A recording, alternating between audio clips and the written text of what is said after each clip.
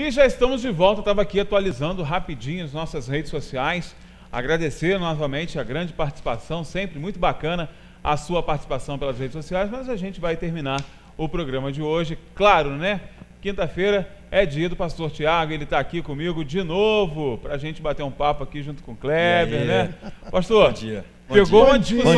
Bom dia. Pegou uma discussãozinha pesada hoje, né? Agora também não tem como, né, pesado, pai? né? A gente estava falando aqui, né? O Tribunal de Contas do Estado do Rio de Janeiro, né, que é o órgão oficial, o oficial mesmo, está lá, né, inclusive na Constituição do nosso Estado, é o órgão oficial para regular a boa aplicação do dinheiro público. 5 dos 7 conselheiros estão presos. Não teve reunião hoje por falta de quórum, porque está todo mundo preso. E aí, né? Eu acho, assim, vou me surpreender ainda mais, porque essa operação ainda vai trazer muita coisa pela frente, mas a gente bate num muro aí de incertezas e agora bateu mesmo aquela sensação de em quem eu posso confiar, porque a própria justiça já não está nos dando esse respaldo. O que a gente faz? Não confia, e agora? Não confia, não pode confiar. E agora? Cara, a propósito, uma pergunta para você. Ah, meu pai. Não é. A carinha dele. Gostei, porque eu gosto desses trem. Você hoje, você diz assim, em quem confiar? Não se confia. É desconfiança total. Inclusive, grandes filósofos já falaram sobre isso. Não é para confiar. Você, como um homem religioso, a fé, a crença, como é que ela me traz a confiança novamente? De que forma eu reconstruo? Não é eu recuperar, porque eu tenho que reconstruir. Porque a maneira que eu confiava ontem não é que eu vou confiar hoje. Então, como é que eu reconstruo isso? E, óbvio, se não existe a confiança, que fé vai existir? Você fala de confiança de maneira... Não, eu falo a confiança... Confiança em mim, não, você sabe por quê? Porque até Deus já está no pacote. Até Deus está no pacote. Porque e nós sabemos disso, em alguns momentos, da forma como é pregado, ele está sendo vendido, prostituído. Então, existe muita gente hoje se colocando numa posição, mas como acreditar? De que forma? Que confiança é essa? Como nós estamos falando, que você deve ter escutado, que nós temos hoje o futebol, a política e a religião, que são discutidas no mesmo patamar. Então, eu acho que assim, veio a ideia do Agosto do Freguês. Tem um poema do William Blake, que é um poeta inglês, que ele vai dizer o seguinte... Acabou comigo já? Só com esse poema já acabou. Não, William Blake. Vai. Não. William Blake, ele tem um poema que diz o seguinte, ó: a imagem de Cristo que tu tinhas é da minha maior inimiga. A tua tem o nariz torto como o teu. A minha, o nariz arrebitado como o meu. Ambos lemos a Bíblia noite e dia. Onde você lê preto, branco eu lia. William Blake, ele vai pegar esse poema para poder dizer que a maioria das vezes nós temos o Deus que a gente criou na nossa história. O Deus que é o personagem que nós criamos na trajetória que nos convém, que nos é conveniente. Então, assim, eu posso dizer que eu sou ateu de alguns deuses. E às vezes, se você chegar para mim e apresentar uma determinada conjuntura de um Deus e dizer, eu não creio em Deus, a primeira pergunta que eu tenho que fazer é, mas quem é esse Deus que você não crê? Me fale um pouco mais, me conte um pouco mais dessa trajetória, que Deus é esse? E aí o camarada vai dizer, não, o Deus que deixa as tragédias, o Deus que faz, o ser humano mata, morre, eu não creio nisso. Mas eu também não creio, eu também não acredito nesse Deus. Então, nós somos ateus do mesmo Deus, porque no final das contas, tudo isso que acontece, essa ideia desse mundo estar de cabeça para baixo, a revelia, é uma ideia de que a liberdade tomou o tom que ela deveria tomar. A gente não queria ser livre, a gente não queria chegar e dizer qual é a grande história do Gênesis lá, e aí eu não estou perguntando para você se você olha isso como histórico ou mitológico, estou dizendo a grande proposta que o Gênesis traz para a gente na escolha do ser humano em relação ao fruto. Você pode comer, você é livre, você pode comer da árvore que você quiser. Agora, essa daqui é melhor que você não coma, é um conselho de nutrição, não coma dessa árvore aqui. E o ser humano diz, então eu vou comer, eu vou ver qual é essa história aí de que a serpente diz que eu vou ser tal como Deus, e aí tal como Deus, esse senso de divindade, de demiurgo, ou seja, de um pequeno Deus que tem o controle e assumo tudo e todos diante daquilo que eu quero, da minha liberdade, eu faço, aconteço. E aí, Kleber, a gente vê que esse Deus construído como personagem é o Deus tal como dos mitos gregos, nórdicos ou qualquer outro. Não é aquela ideia do Gênesis, de que eu fui criado à imagem e semelhança de Deus. Não, eu crio o meu Deus, a minha imagem e a minha semelhança. Há uma necessidade, talvez aí que eu creio que o Nietzsche mandava muito bem, ele dizia o seguinte: olha, Deus morreu e vocês, os seus devotos, o mataram. Porque foram vocês que construíram uma imagem, vocês construíram um personagem, vocês engessaram esse personagem, e agora ele está preso, ele está aprisionado dentro dos conceitos, dentro do personagem, dentro dos limites que vocês criaram. E aí esse Deus não pode mais sobreviver. E aí existe a tal morte de Deus, que muita gente, e aí até saiu filmes que foram ovacionados como Deus não está morto, talvez na questão da incompreensão filosófica, porque se Deus diz que Deus morreu, se Nietzsche diz que Deus morreu, ele está dizendo sobre uma questão metafísica, ou sobre uma questão de um engessamento de pessoa, de personagem, de criação, de conceito. A filosofia dele é amartelada, ele quer quebrar, e ele é o grande cara que quebra os ídolos, ele quer quebrar os ídolos que foram conceituados, que foram feitos. Essa confiança, isso tem que ser colocado em xeque. Eu creio que é essa ideia comercial que tem que ser colocada em xeque, porque Deus, ele é muito mais, e ele não cabe no meu conceito. Talvez assim, diante das profissões que eu tenho, dos meus amigos aqui presentes, gente, a minha profissão, ou a minha ideia de ser teólogo, ou viver da ideia também de ser teólogo, não apenas um ambiente pastoral, mas também de ser teólogo, talvez seja um dos ambientes mais orgulhosos e soberbos do mundo, porque eu não sou o camarada que, tal como biólogo, abre o sapinho e dá uma olhadinha para ver como é que ele está. O meu ambiente de pensamento é totalmente transcendental. Eu falo sobre aquilo que eu tenho pistas, mas sobre aquilo que eu não consigo engessar. E as pessoas tentam engessar Deus. Deus não cabe no nosso conceito. Não existe palavra, não existe linguagem, não existe nenhuma possibilidade de falar sobre Deus e engessá-lo nas categorias do pensamento humano. Deus atravessa tudo isso.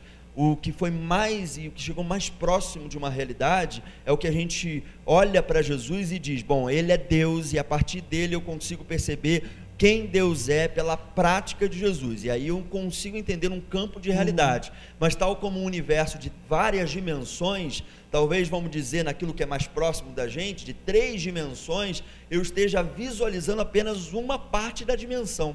Eu seja, talvez, olhando só a largura, mas eu não vi o comprimento, eu não vi profundidade, eu não vi nada, e eu estou achando que eu vi tudo. Essa história de que eu consigo ver Deus, não é verdade, gente. Você não consegue, você não tem uma experiência que seja uma experiência total. Eu não tenho uma experiência, e aí vem um papo que eu até pensei um pouco sobre isso, quando o Kleber, a gente conversando sobre essa situação, de que eu nunca vou preencher esse vazio que existe, e é verdade, o ser humano não consegue preencher esse vazio, e essa história de que o vazio que eu tenho é do tamanho de Deus, mas se eu digo que o vazio que eu tenho é do tamanho de Deus, eu preencho todo esse espaço, então acabou, a completude veio. Não, a completude não veio, porque o ser humano ainda vive a busca de alguma coisa, sempre em busca de alguma coisa. É claro que Deus é a busca essencial do ser humano, mas se eu dissesse que eu encontrei tudo, eu teria estagnado na minha existência, na minha construção de ser.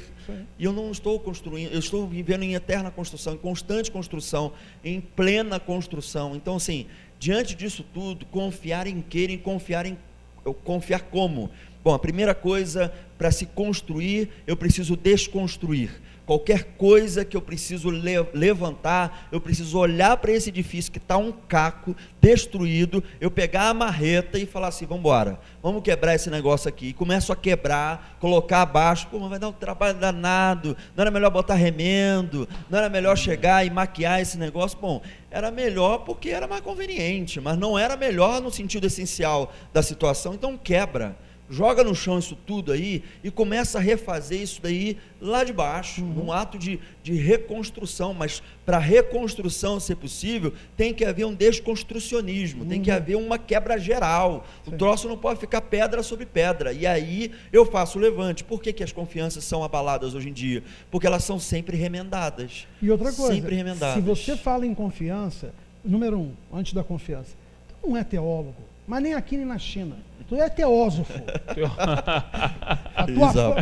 Teu negócio é uma outra história, não sabemos disso. Se é ao vivo mesmo, já tá. Gente, pelo amor de Deus, faz edição aí que o cara não tá. Não é desconstruir, não é teólogo, não, é teósofo. Ele tá pensando no balão ainda. Agora, a questão da confiança, Tiago, é o seguinte: confiança. A fiança você paga. Sim. Então, para que eu reconstrua, porque o inafiançável acabou, não tem mais o que ser feito. Tudo. Agora, para que eu construa essa confiança novamente, seja no que for, em quem for, cara, custa muito.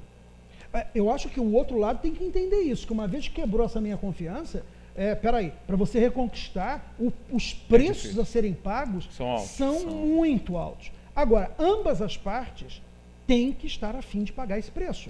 Porque senão não adianta aí você se virar lá em 1000 para que eu volte a ter confiança, eu não vou ter. Tá? E outra, eu posso fazer o que eu quiser pagando todos os preços. Se depois eu caio de novo na desconfiança, cara, aí não tem jeito. Aí a coisa ela se desconstrói. Para mim, nós vivemos hoje, a propósito do vazio, né, essa eterna tentativa de construir aonde eu vou me apegar amanhã, a que tábua eu me seguro, mas eu não me seguro em nada, porque eu tenho medo de novamente me machucar, e aí mesmo se machucar. É interessante que eu fiz um levantamento aí de umas artistas, né, até para um trabalho que eu estou fazendo, e foi muito bacana. Hebe Camargo, Dercy Gonçalves, inclusive pessoas consideradas vulgares ou sem conteúdo, que não entravam no campo dos intelectuais. Cara, é uma galera. Cara, você escuta o Costinha. Eu estava escutando o posicionamento político, o conteúdo, a forma como que vem. E é interessante que o que se vivia 50 anos atrás é exatamente o que nós estamos vivendo. Então nós estamos aí há um tempo enorme nos reestruturando para que essa confiança ela ressurja, né? Até a questão com a minha relação com Deus, eu tenho que colocar em discussão, porque senão eu não vou me reapropriar dessa confiança nunca. E eu tenho um preço muito grande a pagar para essa forma de confiar em um Deus que não é o meu reflexo, que não é a minha projeção, que é Ele de forma mais purista. Quando eu hoje escuto historiadores, filósofos, falando sobre a questão dessas teologias que vieram substituir o que deveria ser aquelas mesmo, né? As originais, cara, tem mesmo que fazer, tem mesmo que acontecer, porque nós estamos perdidos. É verdade. Né? Nós estamos perdidos. E acredito que a pior maneira de você conduzir uma vida sem esperança, não é só sem a fé, é sem a confiança. Sem confiança. E outra pior, você não projetar o amanhã, você dizer assim, eu não sei onde eu chego amanhã, eu não sei o que me espera o amanhã. A minha avó, quando falava do amanhã, ela sabia. Eu daqui a tanto tempo eu vou fazer isso. Sim. Dando tempo ao outro. Eram coisas pequenas, bem mais módicas, mas eram estáveis. Nós não temos isso. Não. Eu acho que assim, a grande e plena conclusão que a gente tem que chegar é: sim, nós devemos construir, mas a gente nunca vai ver esse edifício acabado. A coisa não vai chegar na arte final. A grande questão é essa.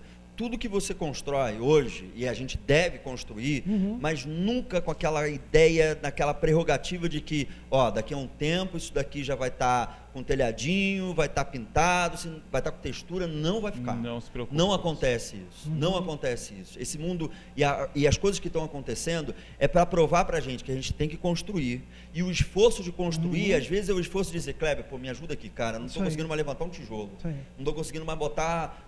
nada aqui dentro dessa casa, me ajuda a levar os móveis. É aquela questão de entender que aí, fortalecendo esse ato de confiança interna, eu tenho que entender que eu preciso ter confiança no Kleber, para que ele levante junto comigo o tijolo que eu já não consigo mais. Vocês que são pais, vocês têm filhos em casa, certamente vocês já disseram uma coisa.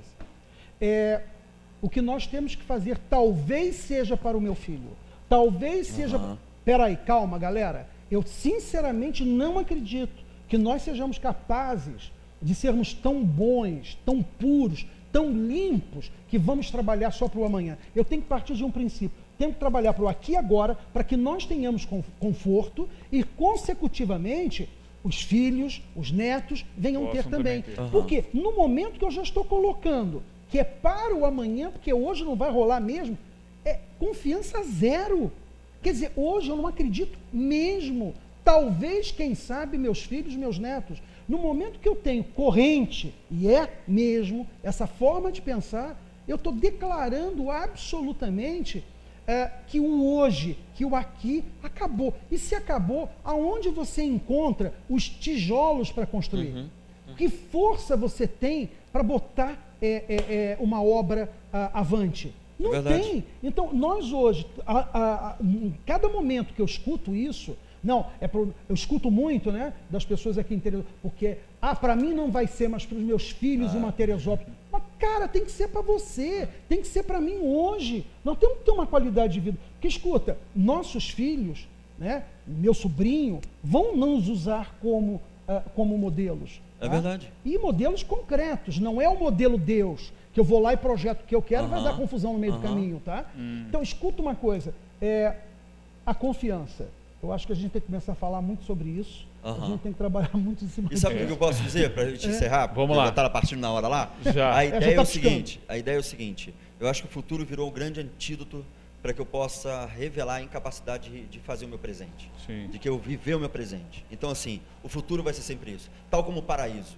O paraíso vai ser sempre revelado como, tá ruim aqui, mas lá em cima vai ser legal. Tá ruim aqui, o futuro é a grande prova da minha incapacidade de viver o meu presente em toda a potencialidade que o instante me reserva.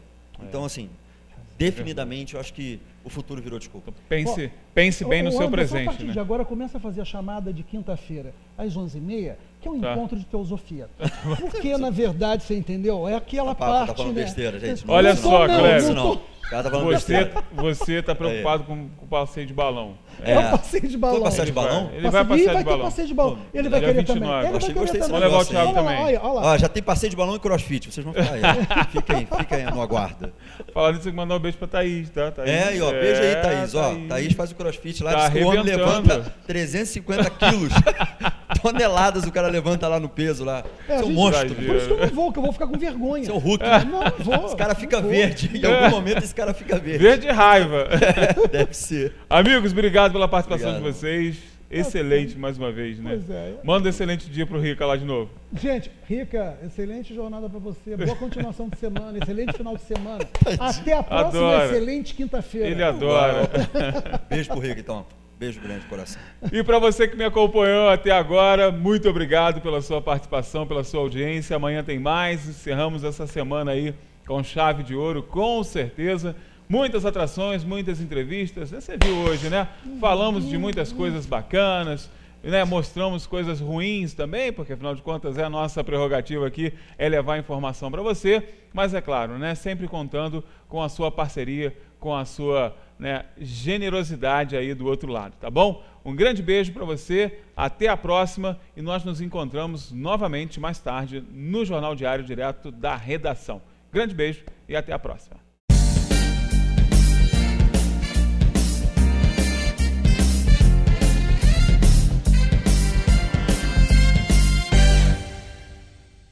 Oferecimento Segue Rio. Gás natural canalizado. Fornecimento contínuo de qualidade de vida. Hospital São José. Tudo pela vida.